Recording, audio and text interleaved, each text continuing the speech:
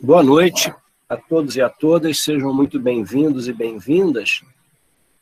E a gente vai, mais um dia, conversar um pouco sobre ciência e senso comum e tentar fazer a analogia que nós iniciamos na aula passada de como é possível, ao pensar o senso comum, nós imaginarmos o fazer da ciência. E como é mais fácil, a partir do senso comum, se pensar em fazer ciência. Hoje eu escolhi uma imagem para a gente iniciar a aula, porque um dos meus objetivos com vocês é que vocês relativizem o tempo inteiro a ideia da verdade científica.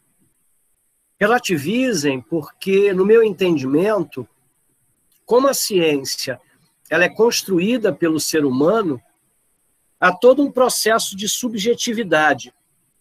Há todo um processo de subjetividade, ou seja, o ser humano sendo subjetivo, sendo alguém que tem na sua vida a interferência de diversos fatores, não há como pensar alguém que produza a verdade. Por isso, cada vez mais, eu penso que a ciência é um processo interpretativo. Eu queria iniciar a aula com essas 3 fotografias que vocês estão vendo aqui no PowerPoint. Vocês estão vendo a primeira fotografia, que tem um carro. A segunda fotografia, né? A primeira tem um carro, uma árvore, uma montanha e uma casa. A segunda tem um carro, uma montanha, uma árvore e uma casa. E a terceira, a mesma coisa. E aí eu pergunto, para a gente começar a conversar, eu pergunto a vocês o seguinte: o que vocês observam na sequência dessa foto? O que está acontecendo? Observem que existe um farol do lado esquerdo do carro, né? Existe um farol. E, então, o carro ele está virado para a esquerda. O que vocês conseguem observar olhando essa sequência dessas 3 fotos? Né? Se tirou uma foto, depois tirou a segunda, depois tirou a terceira fotografia. O que a gente observa? O carro está andando de ré? Mateus que está falando? Sim, senhor. Perfeito. Né? É uma análise totalmente possível. O carro está andando de ré. Porque se ele está voltado com o farol para frente e ele está se deslocando para trás, ele está andando para trás. Todos concordam? Ou alguém discorda disso?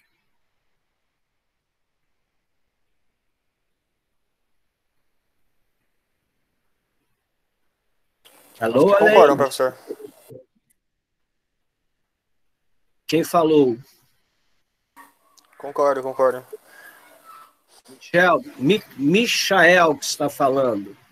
Isso, Michael, na verdade. Michael, eu vou lembrar um dia, fique tranquilo. O problema é que eu esqueço até dos meus filhos, Michael. Então relaxa que o problema não é específico com você. Apesar que seu nome nos possibilita muitas leituras, você já me falou que é Michael. Então todos concordam que Mateus e Michael deram a resposta correta, não é isso? A resposta está errada. Esse carro está andando para frente.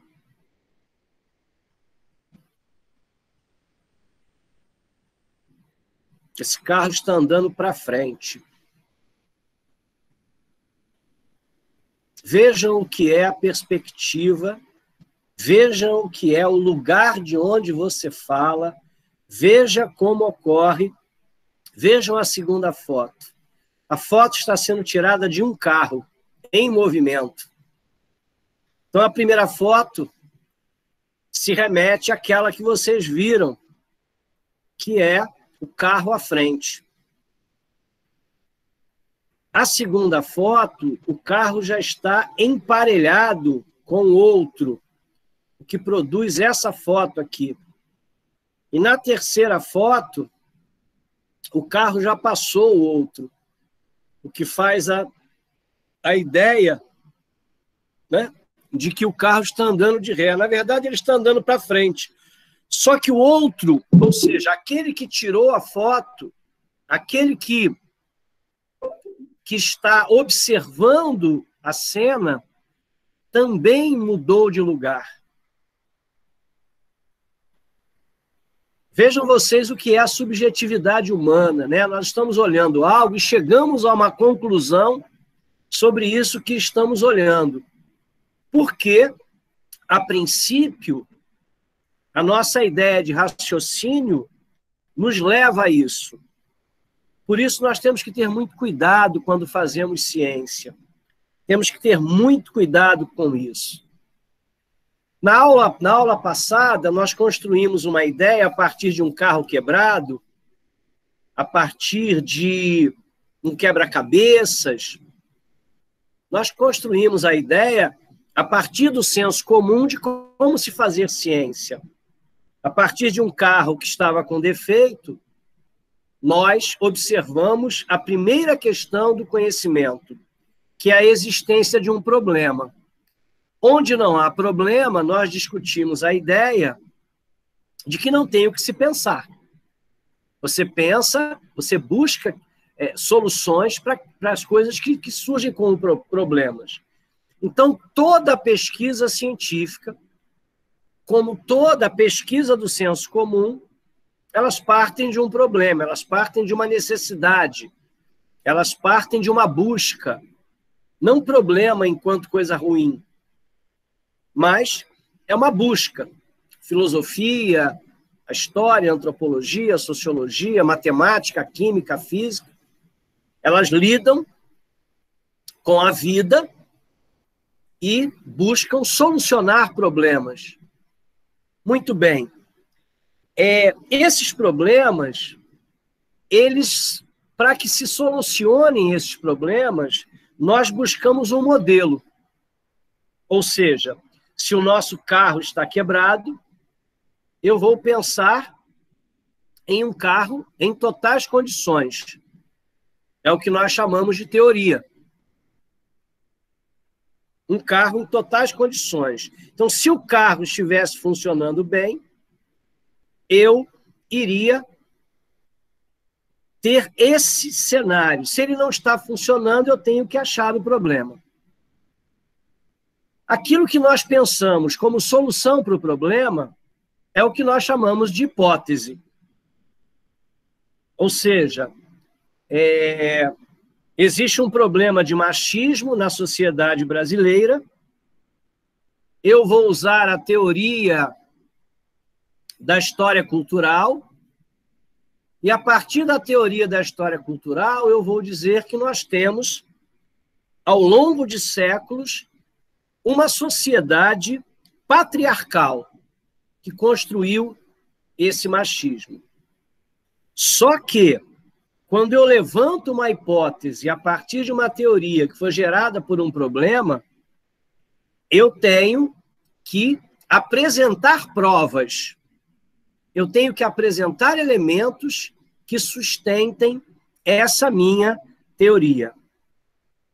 E é isso que nós iremos chamar, na aula de hoje, de pescadores e anzóis.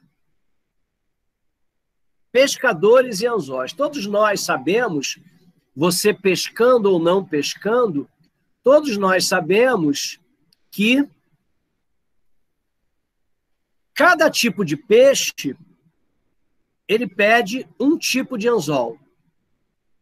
Não adianta você pegar um arpão para pescar sardinha, ou pegar um anzol pequeno para pescar tubarão. Não há como você fazer isso. Isso, na vida comum, você vai olhar lá o tamanho do peixe que você quer, você vai pegar o anzol ou a rede ou o instrumento de pesca que você quiser, que seja mais adequado àquela pesca que você está realizando. Para além dos anzóis, você tem que usar a isca certa também. Aqueles que pescam sabem sobre isso, né? E aí, a gente vai fazer a primeira comparação da noite entre o senso comum e o conhecimento científico. Nos diz Rubem Alves, teorias são redes. Ou seja, para que você consiga o seu objetivo, no caso pescar, a primeira coisa que você tem que fazer é lançar a sua rede, é lançar o seu anzol, é lançar a sua linha, é lançar o seu puçar. E a primeira coisa que você tem que fazer no campo do conhecimento científico é pegar a sua teoria e lançar sobre a sua hipótese para ver se você obtém a resposta correta. E aí ele pergunta, o que faz um caçador? O que faz um pescador? E o que faz um cientista?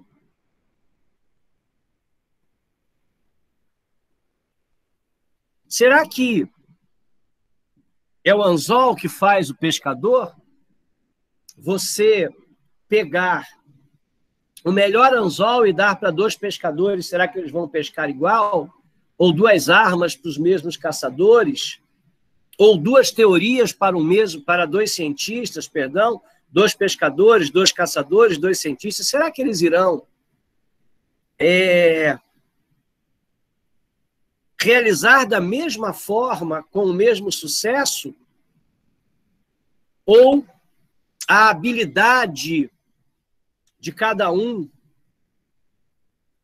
a abordagem de cada um, a percepção de cada um, não irá trazer diferenças. Então, não adianta, por exemplo, você ser hoje um pesquisador da pós-modernidade decolonial se você não desenvolver a sensibilidade da pesquisa, do como fazer a pesquisa. E aí nós temos que ter cuidado, porque a forma como você aborda um conhecimento, ela pode trazer resultados positivos ou negativos. Vou dar um exemplo para vocês muito prático, na minha área de atuação como pesquisador, que é a área sobre raça, de forma específica, sobre raça negra. Se eu chegar numa sala de aula, ou se eu chegar em um coletivo, seja ele qual for, um grupo de pessoas, e perguntar para essas pessoas, vocês são racistas? Vamos aqui pensar em 100 pessoas. Quantas dessas 100 pessoas vocês acham que responderão para mim que são racistas?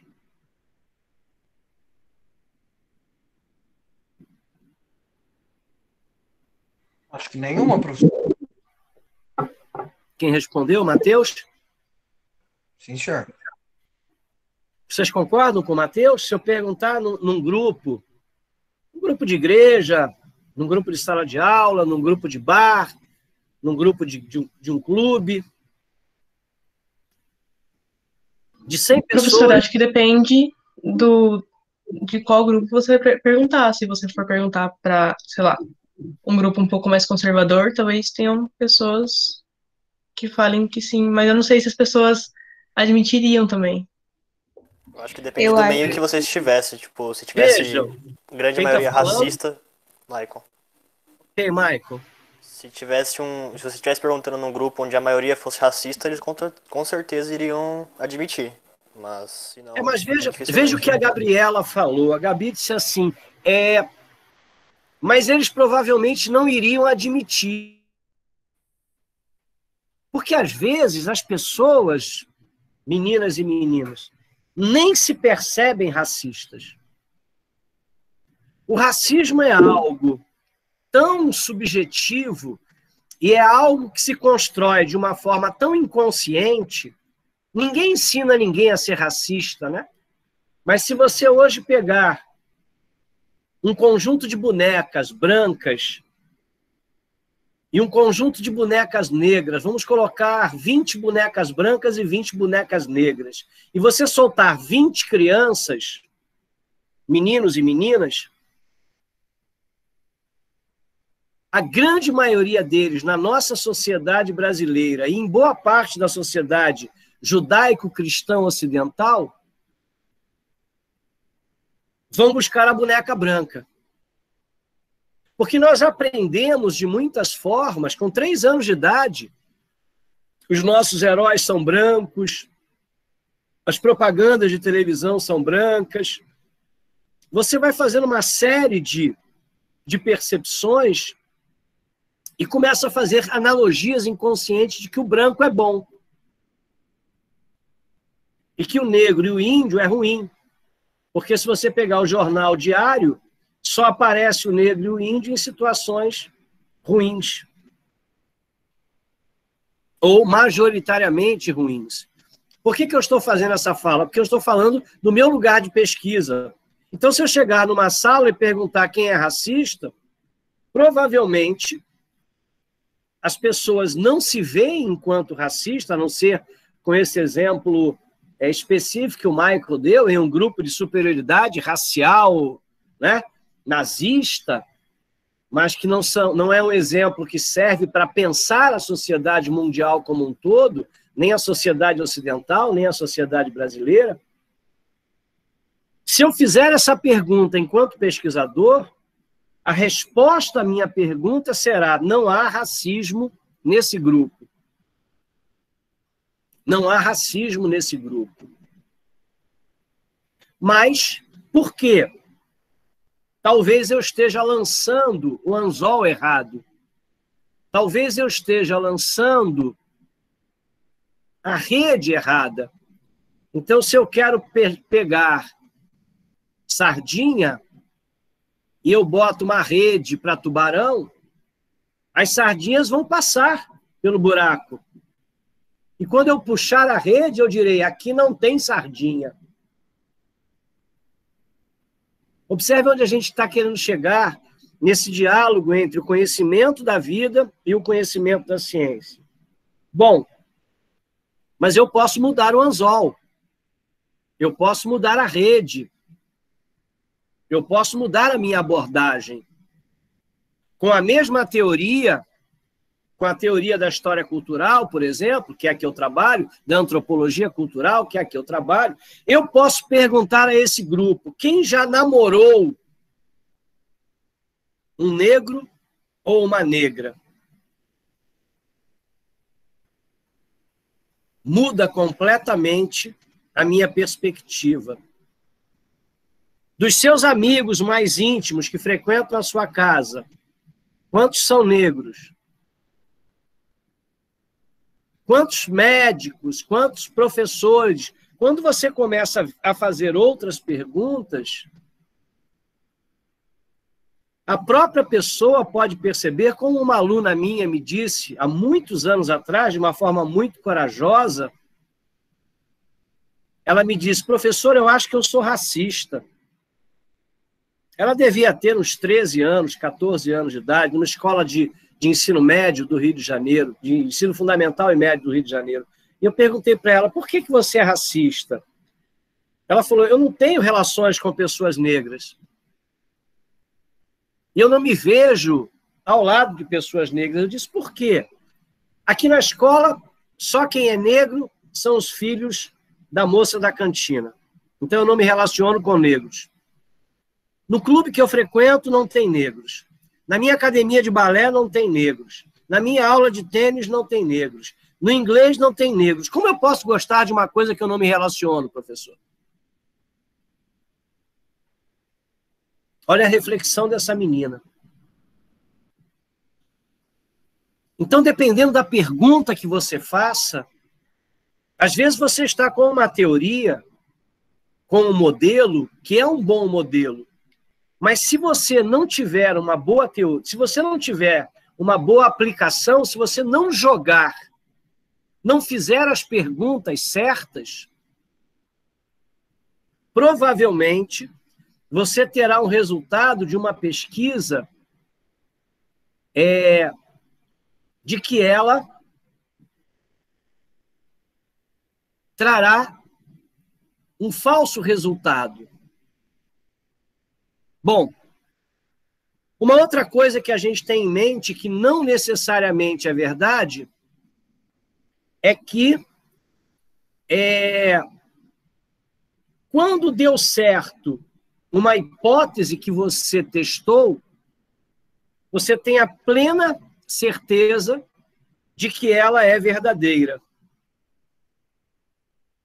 Bom, existe uma teoria que existe um caso contado pelo Rubem Alves, que um pesquisador chamado Semmelweis, não sei se é assim que se pronuncia o nome dele, está aí na penúltima linha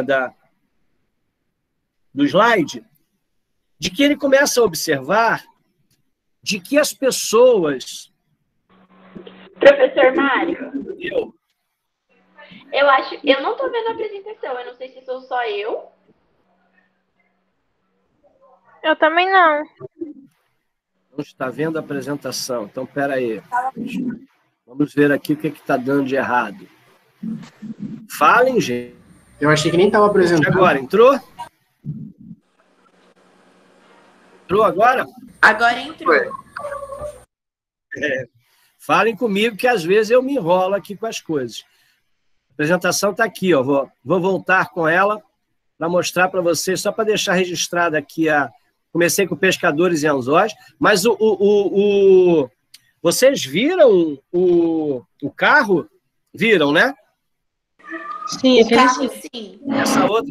Não, eu comecei com pescadores e anzóis, diz que teorias são redes, fiz uma distinção chamando a atenção que caçadores, pescadores e cientistas não são bons apenas pelos seus instrumentos, mas pelas suas habilidades, né?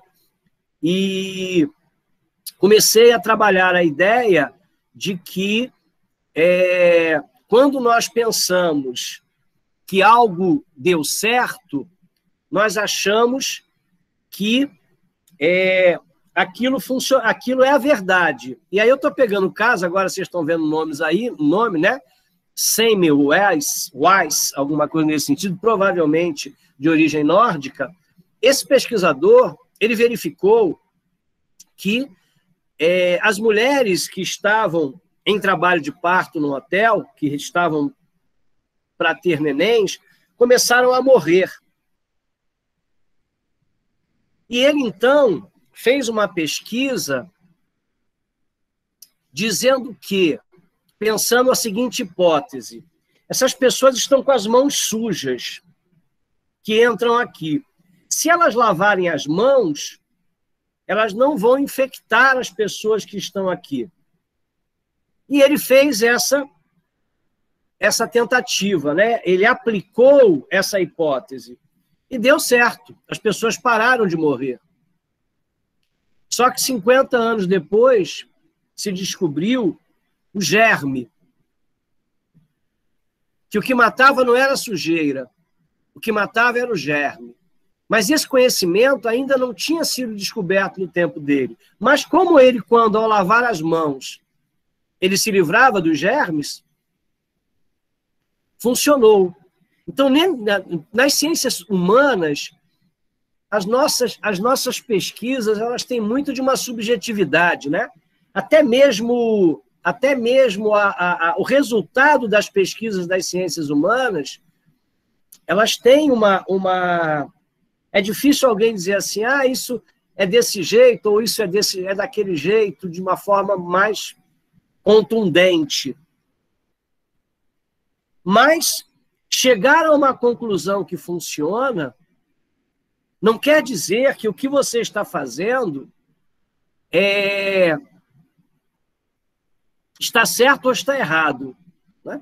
E aí a gente volta para aquela questão das ciências exatas, das ciências humanas que eu acabei de falar, né? Não há rigor absoluto em nenhuma ciência. Não há verdade absoluta em nenhuma ciência. Porque o construtor da ciência, que somos nós, somos subjetivos.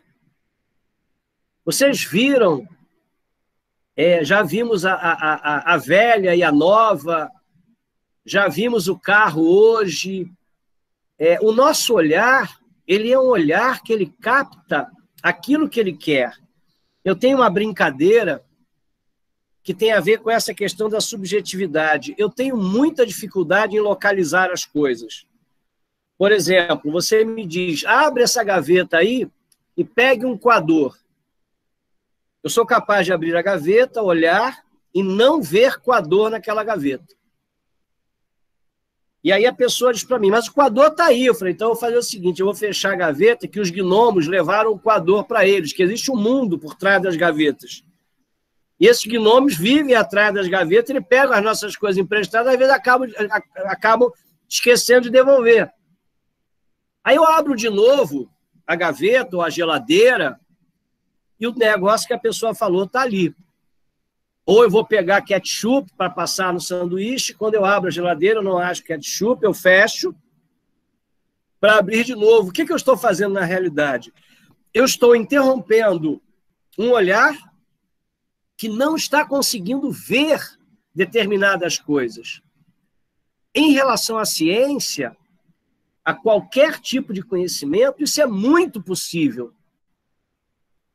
É muito possível, como nós somos os produtores do conhecimento, é possível que nós não consigamos perceber algo.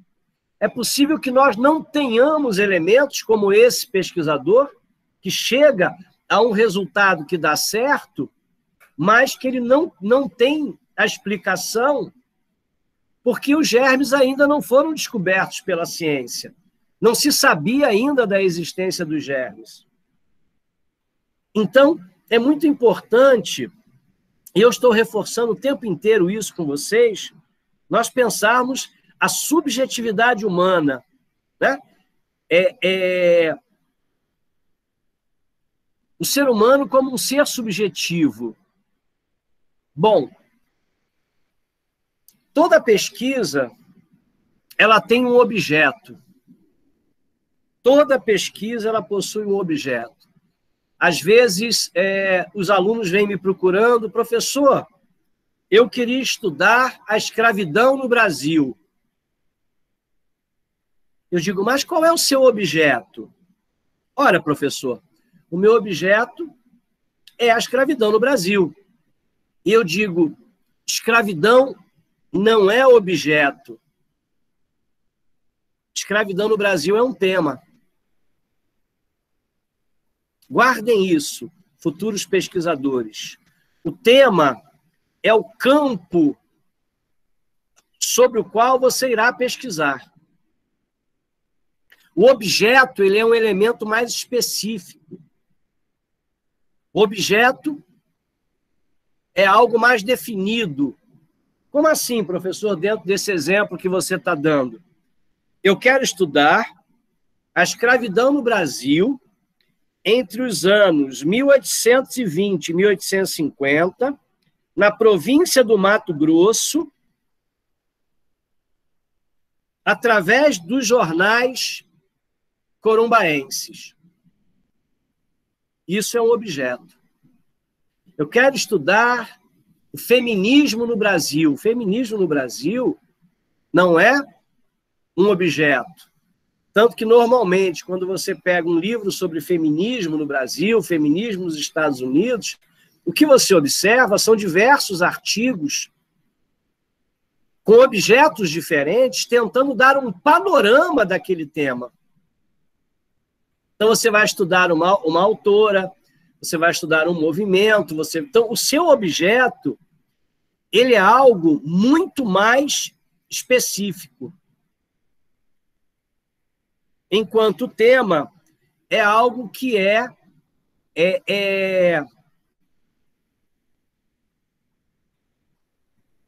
o elemento do conjunto do processo.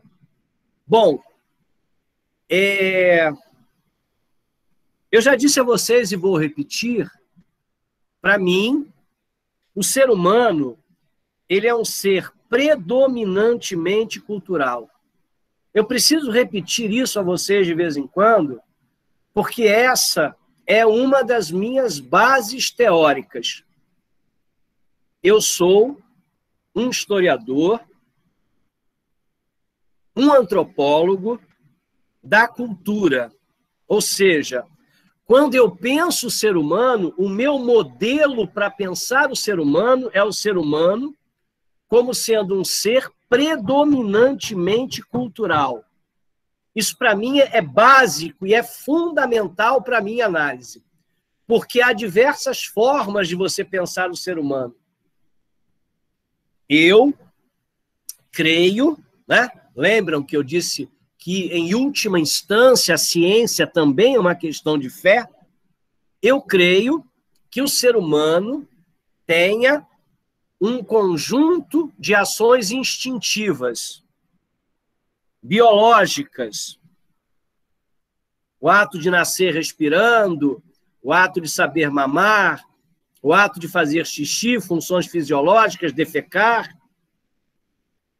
Mas eu acredito que nós somos o resultado do aprendizado do nosso grupo, que possui uma cultura específica.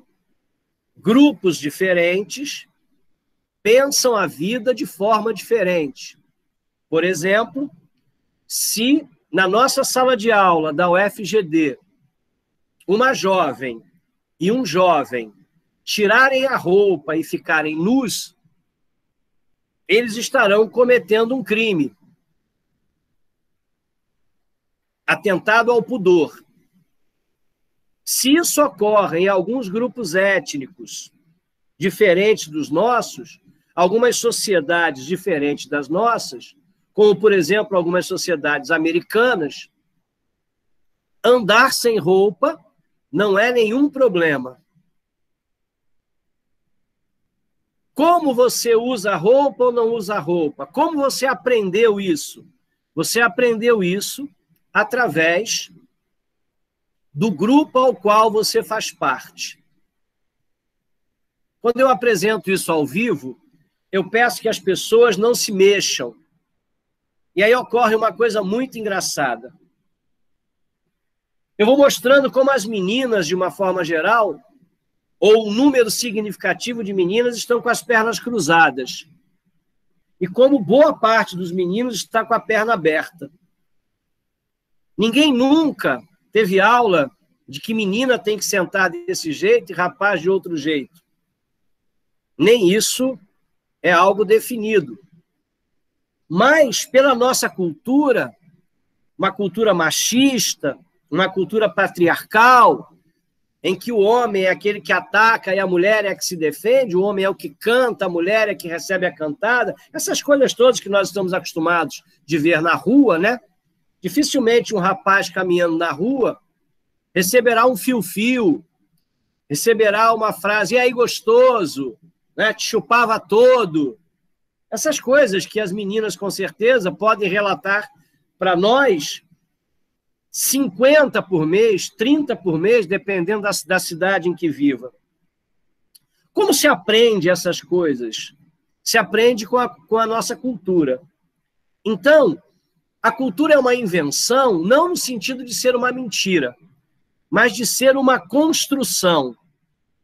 Isso não quer dizer, gente, vou repetir para vocês, que por ser algo construído, por não ser algo da natureza humana, se é que existe natureza humana, isso é qualquer coisa. Eu devo ter dado para vocês o exemplo do cachorro, de uma jovem brasileira que se perde numa ilha com 5 cachorros, e uma jovem chinesa que se perde em outra ilha com 5 cachorros. Passado um mês, possivelmente, a jovem brasileira terá morrido de fome. E a jovem chinesa terá comido os 5 cachorros. Ah, mas existe o caso? Existe o caso lá do avião que caiu e que as pessoas comeram carne humana. Além daquele caso, quantos casos você vê na sua vida? Será que numa prisão, você passando fome, você comeria barata? Você comeria rato? Provavelmente não. provavelmente nós morreríamos de fome diante da proteína que está à nossa frente. Por quê? Porque nós aprendemos, foi introjetado em nós o nojo, o asco, a aversão a determinadas coisas. Tem gente que consegue superar isso, tem gente que consegue superar. Mas, já que estamos falando de pesquisa, não esqueçam, gente, isso serve para toda a vida. Não esqueçam que quando nós falamos de algo, é preciso uma amostragem, é preciso uma quantidade. Ah, porque eu conheço uma pessoa que se assume racista. Tá? Essa pessoa representa quanto do coletivo, quanto da totalidade? Entendem? Então, eu conheço uma pessoa que comeria barata, e essa pessoa representa quanto? Que comeria cachorro. E ela, porque nós temos que trabalhar com os quantitativos, que representem os coletivos que nós estamos trabalhando. De uma forma geral, o que nós vamos ver é a menina ou o menino, o homem ou a mulher, a pessoa humana, morrer com os cães ali do lado. Eu comentei, também eu vejo, por exemplo, no Rio de Janeiro, nas grandes praças da cidade do Rio de Janeiro, muita gente passando fome. E existe uma quantidade de pombos enormes nas cidades. E as pessoas não caçam pombos. É um hábito cultural. Então, registrem isso. Na abordagem do Mário, no olhar do Mário, a partir dos modelos, das teorias que o Mário aborda, o homem é um ser predominantemente cultural. A cultura é uma construção, mas não é qualquer coisa, porque ela está impregnada, ela está introjetada em nós. Bom, vamos mais à frente aqui um pouquinho.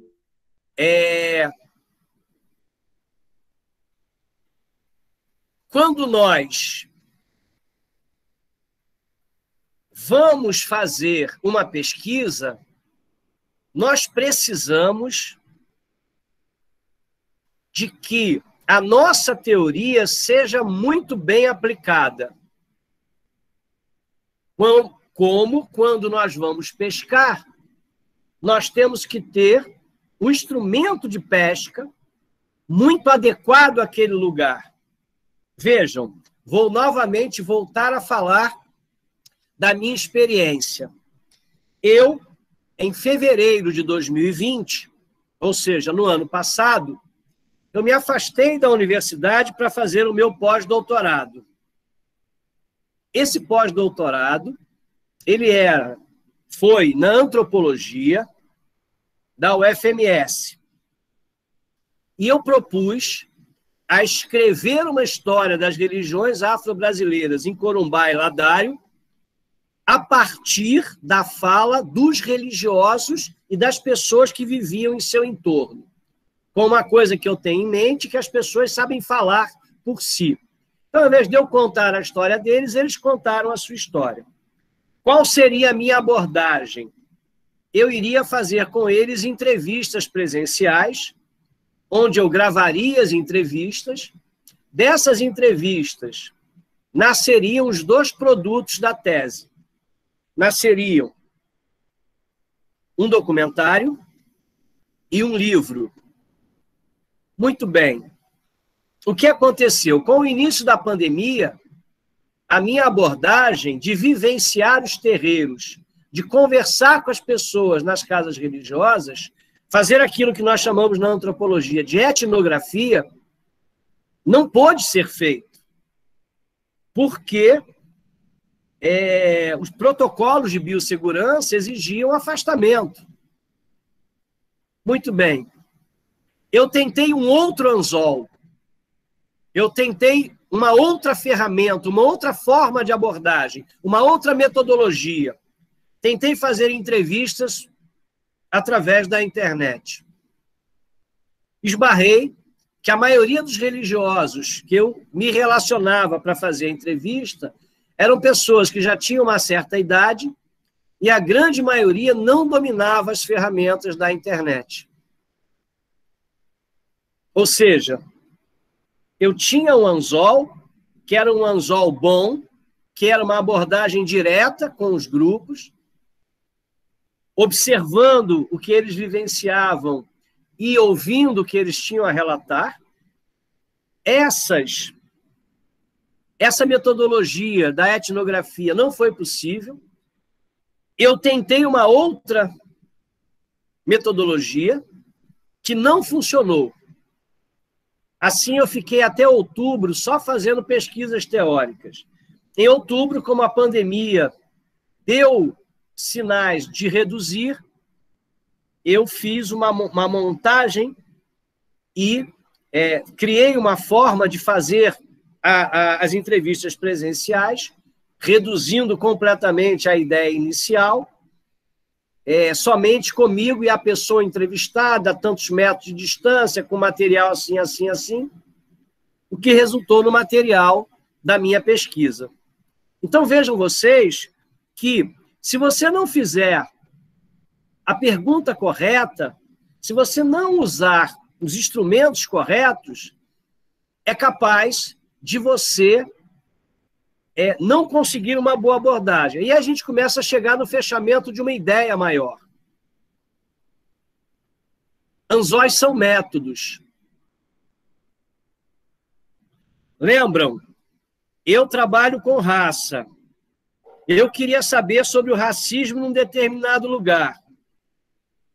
A minha abordagem vai ser uma abordagem de trabalhar com um grupo.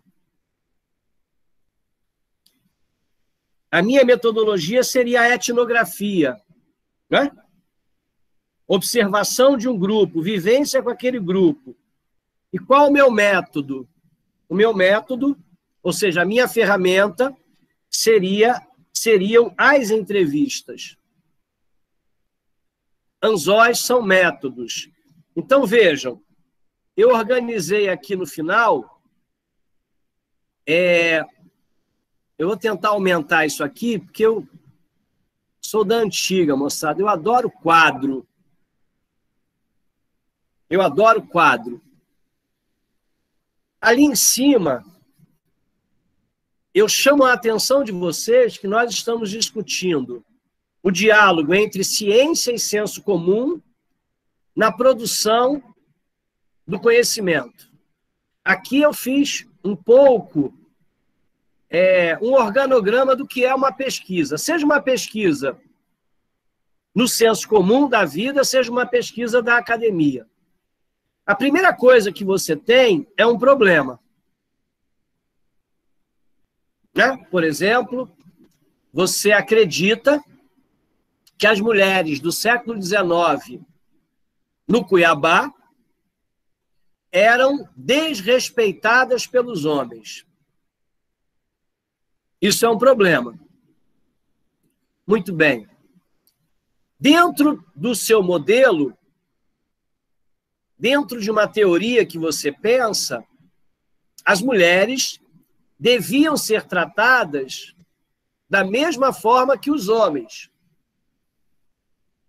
Então, você pega uma teoria feminista, por exemplo, em que as teóricas do feminismo tentam demonstrar que o correto é que mulheres e homens tenham isonomicamente o mesmo tratamento.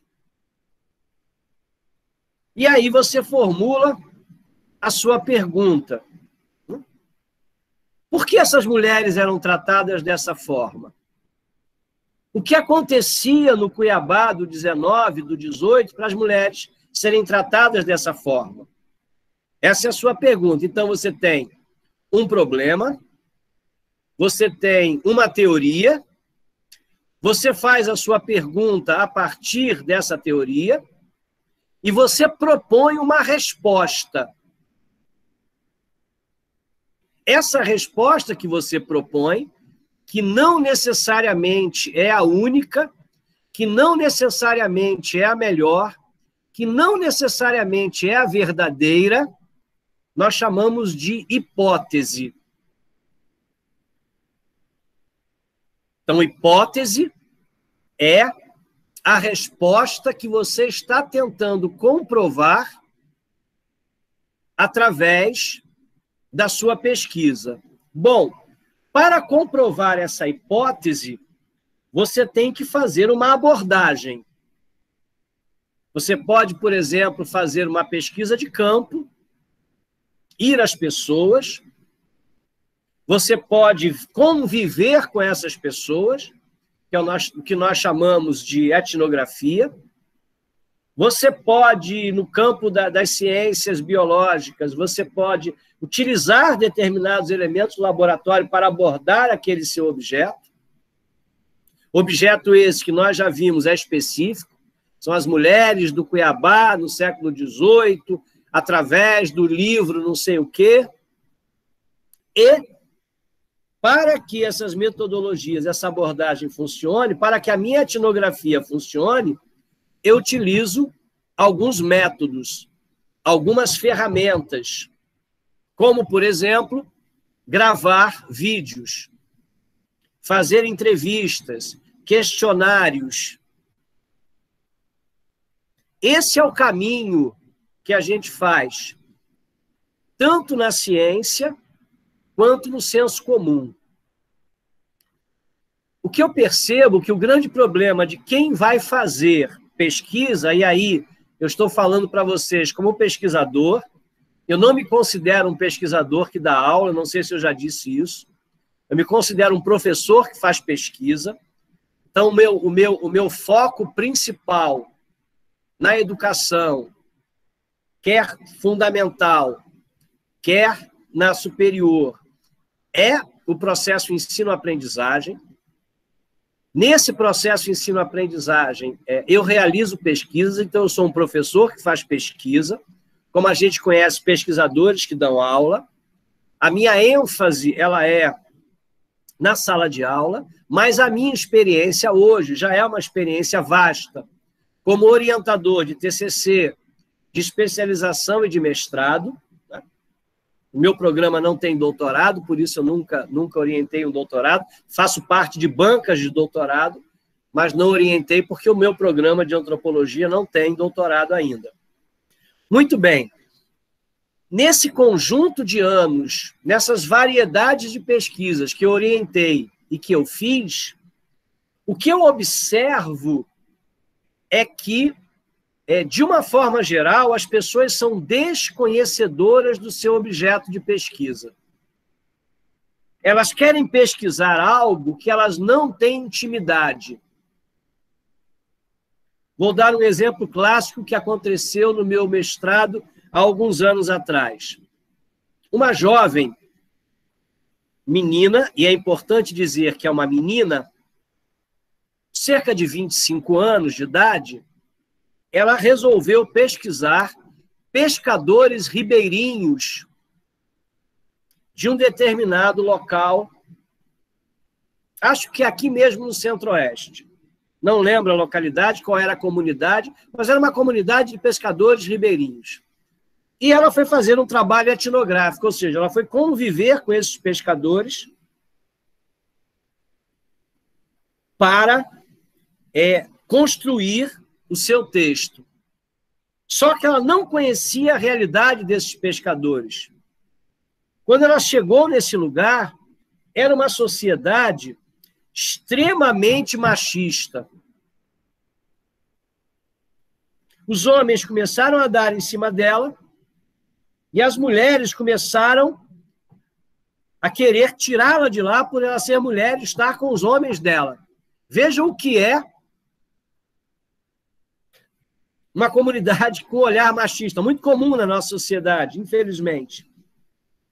Ela teve que desistir da pesquisa. Porque a abordagem etnográfica, através de entrevistas e convivências, o olhar como eles viviam e, nessa vivência, ir construindo o seu caderno de campo, não foi permitido a ela. Isso fez com que ela não pudesse realizar a pesquisa. Então, às vezes, eu vejo assim, eu quero pesquisar sobre o Papa. E onde estão os textos que você vai trabalhar sobre o Papa? Estão no Vaticano. Mas estão disponíveis? Não, não estão disponíveis. Como é que você vai fazer uma pesquisa dessa? Então, quando você faz uma pesquisa, você tem que dominar o seu objeto. Quando eu comecei a realizar a pesquisa do Banho de São João, nós éramos 21 pesquisadores em 2018, em Corumbá. Pois eu levei os 21 pesquisadores a mais de 10 casas religiosas de Umbanda e de Candomblé durante 6 meses. Para quê? Para que eles entendessem o objeto que eles estavam pesquisando. Então, eu diria a vocês, já caminhando para o encerramento dessa conversa, de que aqueles que querem já iniciar processo de iniciação científica, seja em que área for, querem realizar pesquisas, querem começar a construir os seus TCCs, seus trabalhos de conclusão de curso, ou querem simplesmente realizar uma pesquisa, o que eu diria a vocês é que, primeira questão, leiam sobre o que já foi pesquisado sobre aquele tema. O tema. Maior quantidade de leituras possíveis sobre trabalhos produzidos na academia. E tentem, de forma mais específica, observarem, estudarem quem já pesquisou o objeto que vocês pesquisaram e fazendo que perguntas. Porque, às vezes, a pergunta que você quer fazer, ela já foi feita. E a resposta que foi dada, ela te satisfaz. Tudo bem se você fizer a mesma pergunta e obtiver uma resposta diferente, ou se você fizer uma pergunta diferente para o mesmo objeto, mas observe o que já foi produzido. E terceiro, criem intimidade com o objeto a ser pesquisado. Quer seja uma comunidade humana, quer seja um conjunto de células, quer seja uma determinada doença, o que você venha a pesquisar. E não esqueçam, não se deixem levar por esses nomes da metodologia científica, que é o que eu acabei de apresentar aqui.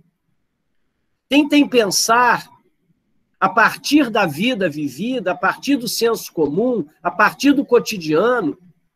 Tentem pensar que a pesquisa se origina de um problema, onde você busca um modelo, que é uma teoria. A partir desse modelo, olhando para o seu problema, você propõe soluções para esse problema. As soluções que você está propondo são chamadas de hipótese. Para comprovar as suas hipóteses, você vai abordar o seu objeto com determinadas ferramentas que são chamadas de métodos. O resultado disso é o seu trabalho de pesquisa. Isso serve para um graduando, serve para um especializando, serve para um mestrando, serve para um doutorando, serve para um pós-doutorando, para qualquer tipo de pesquisa. Não é difícil pesquisar, mas o pesquisador ele é um profissional. O ideal para aqueles que querem realizar pesquisa é participar de pesquisas dos seus professores, para que vocês vejam como os professores trabalham e vocês possam ir selecionando aquilo que serve para vocês e aquilo que não serve para vocês. Então, aqui, de uma certa forma, a gente fecha uma segunda ideia, né? Primeira ideia que nós discutimos foi sobre a questão do pensar. E, a partir desse pensar, nós fizemos uma ligação com a ideia do conhecimento produzido por esse pensar, e que esse conhecimento ele nasce há milhares de anos atrás, através das experimentações humanas, chamado empirismo, que é a ciência do dia a dia, a ciência do olhar, que nós chamamos, grosso modo, hoje de senso comum, que esse senso comum não deve ser jogado fora, porque ele é o início, ele é a base do nosso conhecimento, mas que o conhecimento científico tem uma forma específica de produzir conhecimento, que é esse aqui, que, partindo do senso comum, a partir de uma especialização, lembram? O conhecimento científico, ele busca uma especialização. Por isso, seu objeto é algo muito específico, é algo muito determinado, para que você possa produzir uma resposta. Tranquilo, moçada? Alguma questão que vocês queriam levantar, colocar, alguma dúvida, alguma sugestão, alguma contribuição? Fiquem à vontade. Professor, Fala, Matheus. desculpa, eu fiquei, na verdade, com uma dúvida em relação a quando o senhor citou as culturas e tal. Certo. E como funciona, na verdade, quando uma cultura ela vai, não necessariamente contra o senso comum, mas contra, na verdade, o bom senso? Por exemplo, algumas culturas têm hábitos de comer alguns animais que não são muito próprios para o consumo humano, mas que às vezes pode causar doenças que são transmitidas para o ser humano e tal. Como lidar com esse tipo de cultura que às vezes vai contra o bom senso mesmo, vai contra seja a saúde, seja o que for? Eu não sei se esse exemplo específico, Matheus, ele é um exemplo válido, porque dificilmente uma cultura come algo que ela morre. Ela aprende que aquilo mata ou lhe dá saúde. O que talvez você possa estar colocando, por exemplo, culturas asiáticas comem muitos insetos. O que acontece é que o nosso olhar para esses insetos dá uma ideia de nojo, de que eles nos fazem mal. Mas, na realidade, são proteínas, da mesma forma que outros animais que nós comemos. Nós comemos, por exemplo, escargot, que é um animal que, em muitas culturas, né, um caramujo, é visto como algo não benigno. É claro que existem caramujos comíveis, caramujos não comíveis, assim como vegetais. Mas o que eu acho é que existe um olhar etnocêntrico da nossa cultura que pensa de um jeito para outra cultura que pensa diferente. Vou te dar um exemplo mais picante do que esse. Existem culturas em que pegam as crianças e as colocam as crianças que nascem com problemas e as colocam no formigueiro para que elas morram. Isso é uma barbaridade, temos que interferir. Nós temos pena de morte na nossa sociedade. E a nossa pena de morte, ela é explicada por determinadas lógicas, que são culturais. As outras sociedades explicam as suas mortes de outras formas. Eu, particularmente, sou contra qualquer pena de morte. Né? Eu acho que nós só devemos matar na vida por dois motivos. Professor, Só um minutinho, Gabi. Para nós nos alimentarmos ou nós nos defendermos.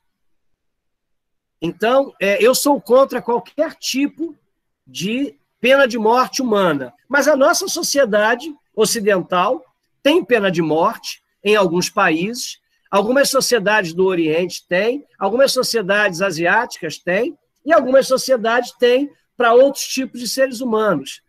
Eu concordo com isso? Não. Mas, mais uma vez, é aquilo, é a ideia da diversidade cultural. A minha cultura é diferente de outra cultura. Gabi, vai.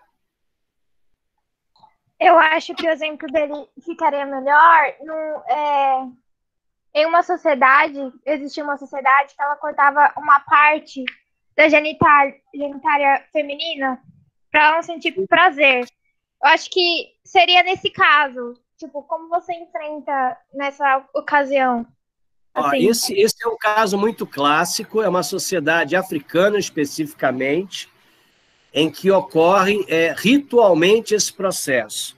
Durante muito tempo, Gabi, as pessoas elas discutiram isso como sendo uma violência, ponto. Até que um grupo de pesquisadoras foi verificar como essas mulheres lidavam com isso. E aí, parte dessa sociedade não apenas concorda com o ato, como também o quer praticar. Aí você vai falar, mas isso é um absurdo. Sim, cortar os seios para algumas sociedades também é um absurdo. Nós fazemos isso. Fazer esterectomia, nós fazemos. Agora, você vê que chegou a você o exemplo desse ato, que tem um nome, ele está me falhando agora, mas ele tem um nome. Mas os judeus cortam o prepúcio do menino quando ele nasce. Pegam a pele do pênis, puxam para fora e cortam. Acho Ninguém que é fala. circuncisão o nome. Essa é a circuncisão, essa é a circuncisão. Está querendo lembrar o nome desse grupo étnico africano especificamente que faz esse ato. A circuncisão, não tem ninguém falando sobre isso. É um ato em que você está retirando uma parte do seu pênis. Então, o que eu observo em todas as falas colocadas é que, como nós temos uma lógica cultural, nós tendemos a olhar a outra cultura pela nossa lógica. E aí é o grande problema, porque aquilo que não é do jeito que nós fazemos nos é visto de forma errada. E entender que existem formas diferentes de pensar coisas diferentes, eu acho um caminho muito saudável para a convivência humana. Então, quando eu digo que, para mim, é fundamental pensar o ser humano como um ser cultural, é porque quando eu vejo um grupo que faz algo diferente de mim, eu tento entender, como diria Clifford Geertz, eu tento entender a teia de significados daquela sociedade e tento não me colocar como julgador dela, por ela ter uma outra lógica. Agora, concordar ou discordar, né? Qualquer tipo de mutilação, para mim, ela é algo que eu não concordo, mas nós fazemos mutilação de seios, nós fazemos mutilação de barriga, chamamos a isso de plástica, e mutilamos parte do nosso corpo. Mas como nós olhamos isso de uma forma positiva, né? Então eu acho que essa questão que vocês levantaram agora no final da aula, apesar de sair da ideia da teoria da ciência, tem toda uma lógica e todo sentido, porque eu acho que nós, enquanto pesquisadores, precisamos aprender a lidar com outras culturas. Imagine aqueles que aqui serão analistas de relações internacionais. Você lidar com culturas que pensam a vida completamente diferente de você. A Argentina, até alguns anos atrás, tinha muito poucas mulheres na diplomacia. Aliás, o Brasil também, né? Um espaço extremamente machista. E você imagina lidando com outras culturas. Mas eu acho que é isso. Não sei se eu respondi ou se eu coloquei a minha visão para vocês, que é apenas uma visão sobre isso, né? Eu estou com o nome da cabeça desse ato, mas eu vou pedir desculpa a vocês, que eu não vou lembrar agora. Professor, mas é isso. Sobre o comentário do Matheus, das comidas asiáticas e tal, né, do bom senso, eu acho que a gente precisa pensar o bom senso para quem, né? Porque, por exemplo, na Índia, vacas são sagradas, então o que a gente faz para eles não é normal. Então, eu acho que depende muito do seu ponto de vista. É isso, é a sua cultura. É a sua cultura. Perdão, posso? Claro. Ô, professor, na verdade, eu falei isso baseado no exemplo que eu vi ano passado, que o governo chinês proibiu, especificamente o governo chinês, não seus outros, mas proibiu a comercialização de carne, se não me, eu não sei se de gato também, mas de cachorro para consumo humano. E aí, tipo assim, eles mantiveram isso por anos e anos, e aí depois que viram que aconteceu algo, que foi uma pandemia por causa do contato exagerado do ser humano com o animal, que estima-se que esse coronavírus veio do animal, né, do pangolim, mas depois que viram que realmente isso daí poderia prejudicar a saúde da população, aí proibiram. Então, nesse sentido que eu falei pro senhor, que tipo, por anos uma cultura se estendeu, hora que viram, não, se o senhor me dá licença da palavra, mas hora que viram, deu uma cagada, aí falaram, não, agora já não dá mais, a gente vai ter que proibir. Mas possivelmente, Matheus, esse vírus, né, que o Covid ou outros, Ebola e outros que nós tivemos ao longo do tempo, eles não estavam nas gerações passadas, senão eles teriam promovido morte, né? Com a própria transformação do vírus, com a própria transformação dos micro-organismos, aconteceu algo, né? Uma mutação, uma adaptação, e aí se gerou esse processo. Aí a resposta foi essa. Mas se você olhar os cachorros saudáveis, os gatos saudáveis, eles são proteínas assim como o porco. A diferença é que na nossa cultura nós temos afeto por esses animais. E aí, o que não quer dizer que quando se sacrifique um animal, não se tem afeto. Uma determinada cultura, não sei se na Nigéria, ela sacrifica os cachorros que elas amam, porque no entendimento religioso delas, servir ao seu Deus é dar aquilo que mais se ama.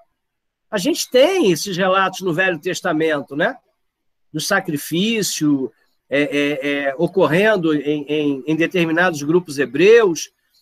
Então, assim, é importante isso que a Gabriela Monforte falou, né? Que tem a Gabriela Voss também tinha se colocado, que a Gabriela Monforte se colocou, que tomarmos cuidado para, quando olharmos para o outro, tentarmos compreender como o outro se pensa e como o outro se executa.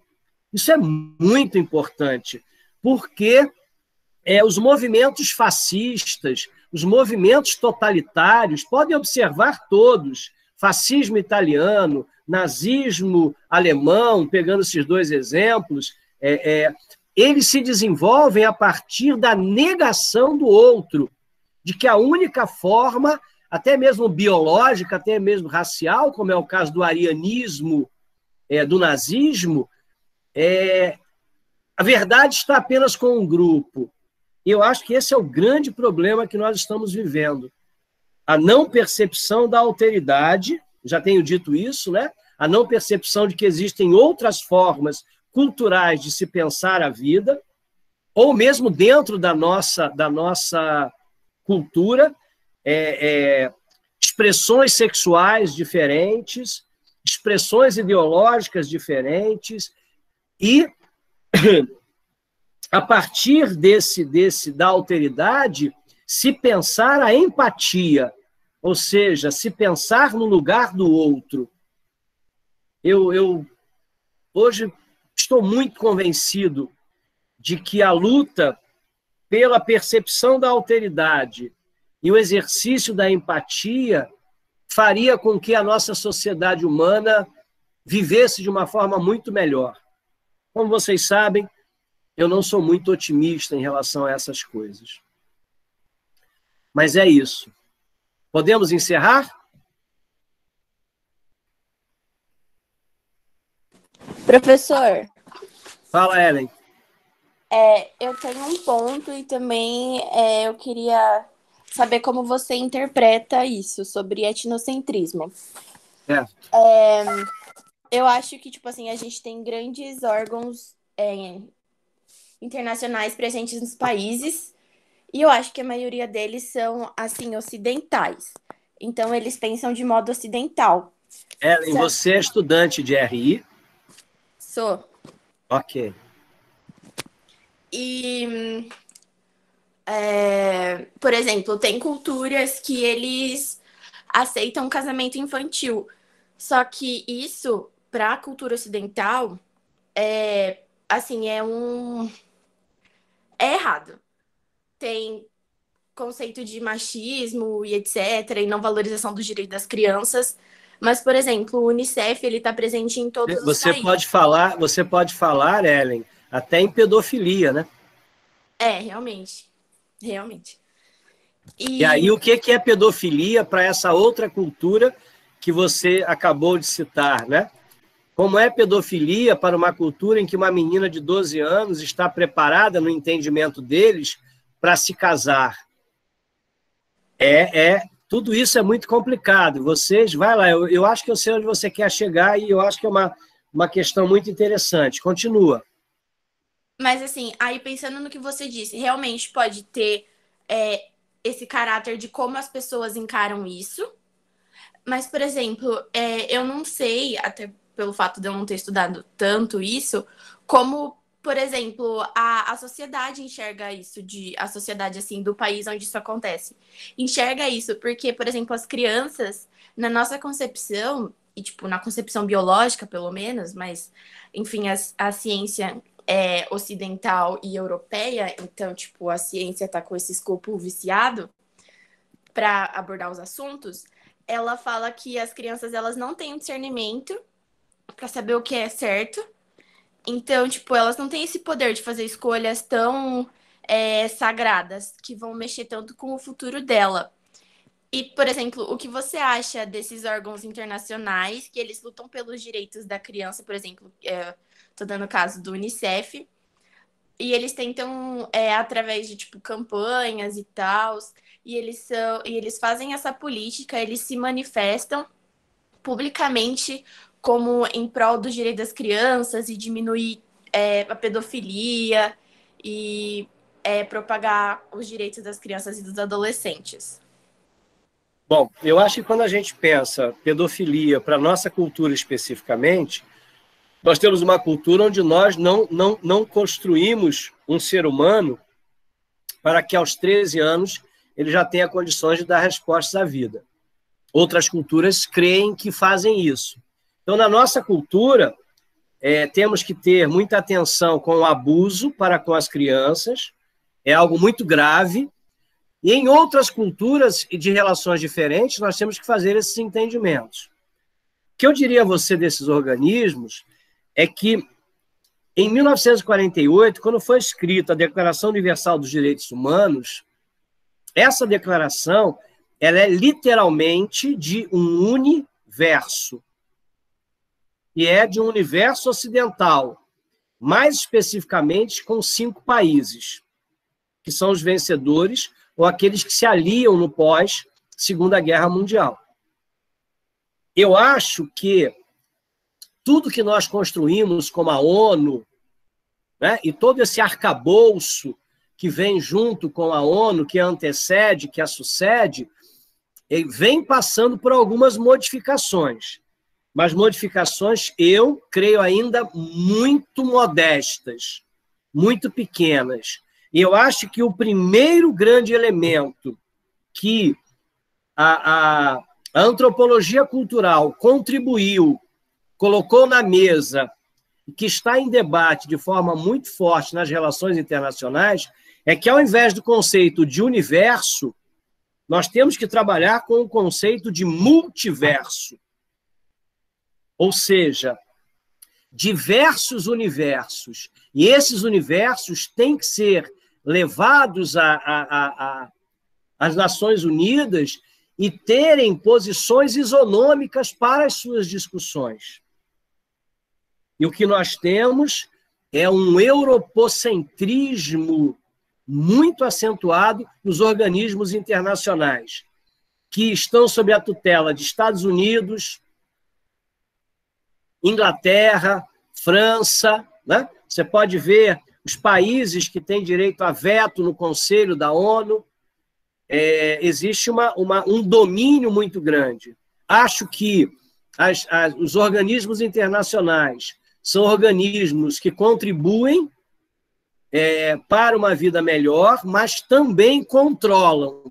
Servem para o bem, servem para o mal, se é que eu posso usar esse conceito de bem e mal. E nós precisamos diversificar mais esses organismos. Precisamos que outros entendimentos de mundo também sejam contemplados nas reuniões que gestam decisões sobre isso. O professor de vocês, o Mateuzinho, ele fez um estudo sobre a Conferência de Viena, se não me falha a memória, que ocorre em 1993, onde ela já traz diferenças de 1948, já se discutem mais coisas, mas, no meu entendimento, ainda de forma muito modesta. Quem quiser procurar o artigo dele tem na internet, né? Matheus Hernandes, sobre a Conferência de Viena 1993. Inclusive, eu tenho em algum dos nossos... Eu acho que é no grupo de relações internacionais, mas é fácil de encontrar. Então, eu penso isso, Ellen. Eu penso que a gente tem que exercitar mais a alteridade, inclusive nos organismos internacionais. Entendi, professor. Eu queria fazer... Opa! Basta. Eu acho que quando a gente fala de outros atores que não sejam, assim, ocidentais, presente na nossa vida cotidiana, tem um olhar, tipo, muito preconceituoso. Eu não vou saber falar se tem algum ator internacional nesse sentido, de, por exemplo, de caridade e tal, de ações para direitos humanos ou para o ambiental. Mas, por exemplo, eu não sei bem se vai caber falar isso, então até para tirar uma dúvida, quando uma multinacional chinesa vem para cá e ela compra uma multinacional brasileira, pelo menos no meio onde eu vivo, tem muitos comentários negativos acerca, tipo assim, de ser uma empresa oriental tomando espaço no Brasil. E eu acho que, tipo, isso também está acarretado de muito preconceito. E se fosse uma empresa ocidental, a gente teria um outro tipo de visão. Eu acho que nós temos...